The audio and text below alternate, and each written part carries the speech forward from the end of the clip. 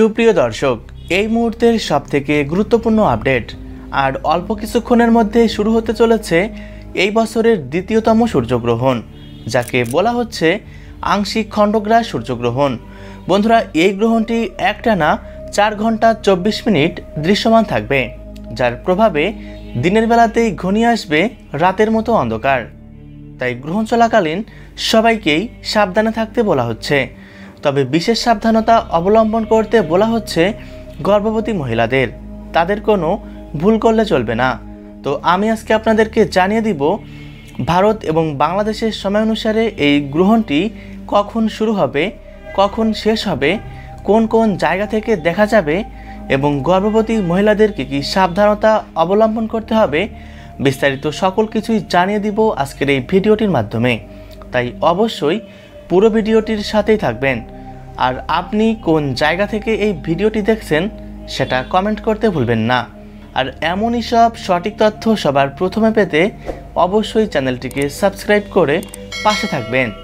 দর্শক বন্ধুরা, বাংলাদেশের আবহাওয়া অধিদপ্তর থেকে জানিয়ে দেওয়া হয়েছে এই গ্রহণটি ভারত এবং বাংলাদেশ থেকে খালি চোখে দেখতে পাবার সম্ভাবনা খুবই কম।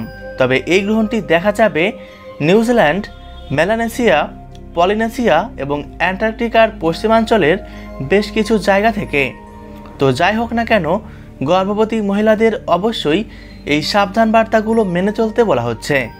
যেমন, এ সময় উন্মুক্ত স্থানে না গিয়ে ঘরের মধ্যে থাকবেন।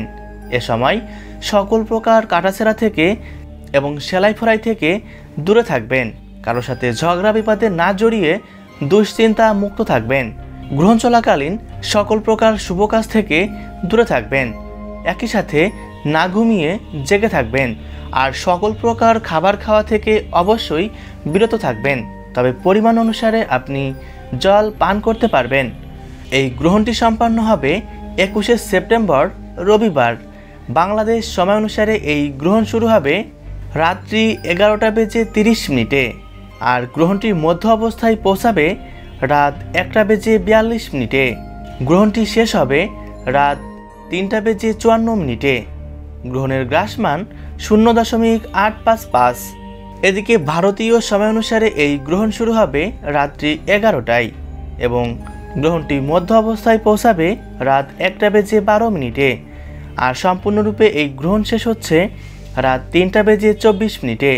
সুপ্রিয় দর্শক, ভিডিওটি অবশ্যই আপনার প্রিয়জনদের সাথে শেয়ার করবেন। ধন্যবাদ।